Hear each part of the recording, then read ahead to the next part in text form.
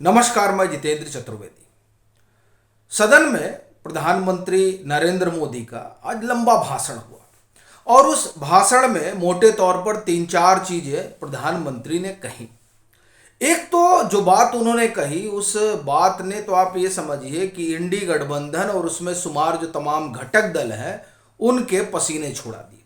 वो ये कि हम तीसरी बार आ रहे हैं और भाजपा 370 सीट लेकर आ रही है और गठबंधन 400 पार। यानी वो लोग जो 450 सीटों पर साझा उम्मीदवार उतारने की कवायद में जुटे हुए थे, उनके लिए तो ये किसी झटके से कम नहीं है। लेकिन उससे बड़ा झटका उन लोगों को लगा जो परिवारवाद में भरोसा रखते हैं और वो जो राहुल गांधी को बार बार रिलॉन्च कर रहे हैं। इस बात पर भी प्रधानमंत्री ने कहा। लेकिन एक बात जो उन्होंने कही वो अरविंद केजरीवाल हो या हेमंत सोरेन हो या फिर विपक्ष के वो तमाम लोग जो ईडी और सीबीआई के चंगुल में फंसे हुए हैं, उनके लिए दरअसल ये करारा झटका है। और एक बात और प्रधानमंत्री ने बताई, वो दरअसल आंकड़े उन्होंने रखे ईडी को लेकर। तो ये जो इसमें ईडी वाला मसला है, असल में उसी पर हम लोग विस्तार से बात करेंगे और ये जानने समझने की कोशिश करेंगे कि आखिर अब अरविंद केजरीवाल क्या करेंगे। क्योंकि वो तो ये बताते हुए थकते नहीं है कि ईडी हो या सीबीआई हो, वो दरअसल राजनीतिक टूल बन गई है। और वो इसमें अकेले नहीं है, समूचा विपक्ष ही ये नैरेटिव गढ़ने में जुटा हुआ है कि साहब ईडी के जरिए सरकार बनाई जा रही है, ईडी के जरिए सरकार गिराई जा रही है, ईडी के सहारे चुनाव लड़ने की तैयारी की जा रही है। ये तमाम जो है विमर्श गढ़े जा रहे हैं। अब उस विमर्श के बीच प्रधानमंत्री ने कुछ आंकड़े रखे, वो आंकड़े मैं आपको बताता हूं और फिर अरविंद केजरीवाल की कशमकश पर आता हूं, चूंकि उनके लिए तो समस्या बड़ी विकट हो चली है। क्यों? क्योंकि वो तो कहते हैं कि हम ही ईमानदार हैं और प्रधानमंत्री ने कहा कि जिसने लूटा है उसे लौटाना पड़ेगा। अब वो जब कह रहे हैं कि जिसने लूटा है उसे लौटाना पड़ेगा, तो जाहिर सी बात है वो तमाम लोग जिनके दरवाजे पर ईडी की दस्तक हुई है और जिनकी संदूकों तक ईडी सीबीआई पहुंच गई है, उनके लिए तो ये खतरे की घंटी है। क्यों?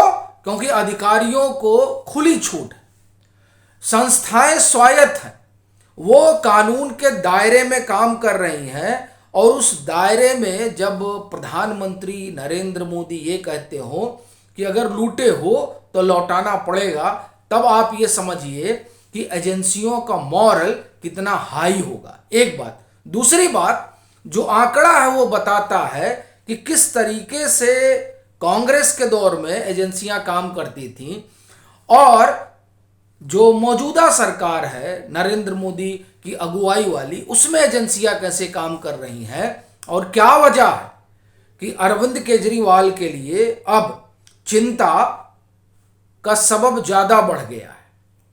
मैं आपको पहले आंकड़े सुनाता हूं। प्रधानमंत्री Narendra Modi said enforcement directorate seized 5,000 crore during the Congress rule. यानी जब कांग्रेस का शासन था या आप कहें कांग्रेस की अगुवाई वाला गठबंधन था, मनमोहन सिंह की सरकार थी जो 10 जनपद से चला करती थी, तब ईडी ने 5,000 करोड़ रुपए जो है वो सीज किए। और जब एनडीए की सरकार आई नरेंद्र मोदी की अगुवाई वाली, तब 1,00,000 करोड़ रुपए जो है ईडी ने सीज किए। अब ये जमीन आसमान का फर्क है और ये फर्क ये बताता है कि दरअसल एजेंसियां किस तरीके से काम कर रही हैं। और ये फर्क ये भी बताता है कि कांग्रेस ने किस तरह की संस्कृति को विकसित किया था और दरअसल उसी तरह की संस्कृति को आम आदमी पार्टी आगे बढ़ा रही है। अब जिस तरह से उनके ऊपर आरोप लगे हैं, उन आरोपों से तो यही बात निकलती है। और इसीलिए कहा जा रहा है कि ये जो प्रधानमंत्री का सदन के पटल से ऐलान है, उस ऐलान ने सबसे ज्यादा अगर कुछ लोगों को परेशान किया है तो उसमें एक आम आदमी पार्टी भी है। और ये इसलिए कह रहा हूं क्योंकि अरविंद केजरीवाल ने एक पैराडाइम खड़ा किया था।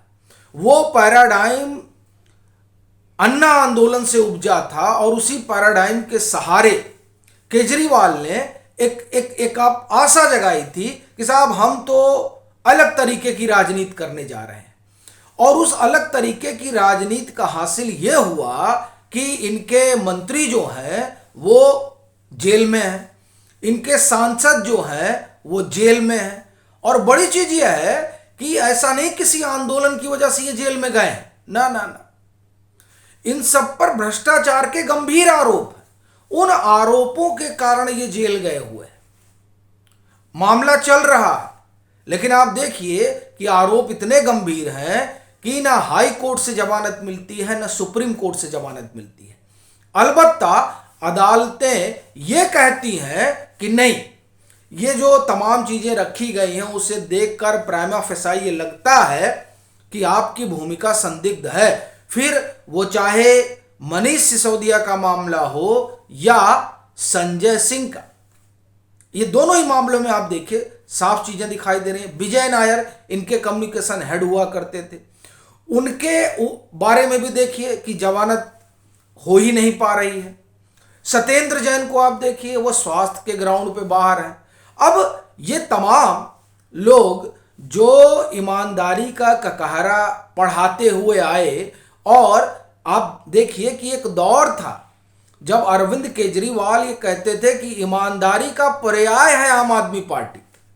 अब उस आम आदमी पार्टी पर क्या गुजर रही होगी जब सदन के पटल से प्रधानमंत्री कह रहे हैं कि लूटे हैं तो लौटाना पड़ेगा।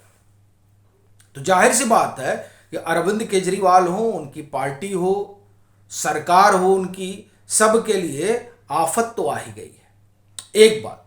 दूसरी बात कि अरविंद केजरीवाल खुद आप देखें कि ईडी का जो सम्मन है उस सम्मन को इग्नोर कर रहे हैं, और उनका ये इग्नोरेंस उनके लिए भारी पड़ने वाला है। इस तरह के संकेत भी हैं, क्योंकि जब ईडी कोर्ट का दरवाजा खटखटा रही है तो जाहिर सी बात है कि संकट इनका बढ़ गया है। अपना कहना यह है कि प्रधानमंत्री नरेंद्र मोदी ने जो आज सदन के पटल पर कहा उससे तीन बातें तो एकदम स्पष्ट है। पहला कि प्रचंड बहुमत के साथ वो लौट रहे हैं। दूसरा, एजेंसियां स्वायत्त हैं, वो किसी भी राजनीतिक दबाव में काम नहीं कर रही हैं। और तीसरा, जिन लोगों ने भी गड़बड़ी की है वो बच नहीं पाएंगे। हाँ, राजनीतिक एजेंडा वो चलाते रहें, उस एजेंडे से कोई फर्क पड़ने वाला नहीं है। अब आप देखिए कि इतनी चीजें जब हो गई हैं तो आम आदमी पार्टी हो या इंडी गठबंधन के तमाम घटक दल, उनके लिए समस्या कठिन है। और वो कठिनाई भ्रष्टाचार की वजह से भी है, वो कठिनाई परिवारवाद की वजह से भी है, और वो कठिनाई इस वजह से भी है कि तीसरी बार आ रहे हैं। क्योंकि ये लोग तो एक नैरेटिव गढ़ रहे हैं ना कि अगर इस बार नरेंद्र मोदी की सरकार आई या नरेंद्र मोदी आए तो संविधान बचेगा नहीं। आम आदमी पार्टी भी उन लोगों में शुमार है। लोकतंत्र बचेगा नहीं, चुनाव होगा नहीं, ये तमाम चीजें गढ़ी जा रही हैं। आम आदमी पार्टी भी उसमें। आपको ध्यान होगा कि जब राघव चड्ढा के बंगले वाला मसला था, तब ये जब हाई कोर्ट गए थे उन्होंने कहा था कि मसला बंगले का नहीं है, हम तो लोकतंत्र बचाने गए। तो अब देखिए, लोकतंत्र बंगला चला जाता है तो खतरे में आ जाता है। हाँ, चंडीगढ़ मेयर चुनाव में जिस तरह की चीजें निकल कर आ रही हैं वो जाहिर तौर पर बड़ा सवाल खड़ा कर रही हैं। और अगर जिस तरह का सारा वीडियो फुटेज वगैरह आया है उस तरह की चीजें हुई हैं तो आप ये मान कर चलिए कि फिर वो जो प्रिसाइडिंग अधिकारी हैं उनकी जवाबदेही जो है वो बढ़ जाती है। क्योंकि ये जो कुछ वहां दिख रहा है उस ढर्रे पर यदि हुआ है तो वाकई में उन्होंने लोकतंत्र को शर्मसार किया है।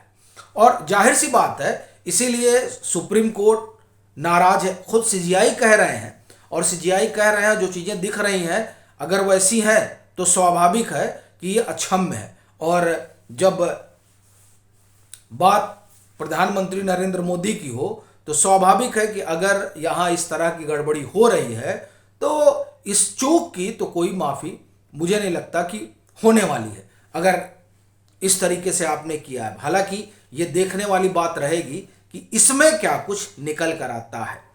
पर इसको अगर एक तरफ रखें तो आप देखिए कि अरविंद केजरीवाल और ये जो इंडी गठबंधन है, जिस गठबंधन के वो हिस्सा है, उन लोगों के लिए जो ये समय है, ये समय बड़ा दुरूह है। आपकी क्या राय है ज़रूर साझा करें। मतांतर से नहीं जुड़े हैं तो जुड़ें, वीडियो को लाइक करें और खूब शेयर करें।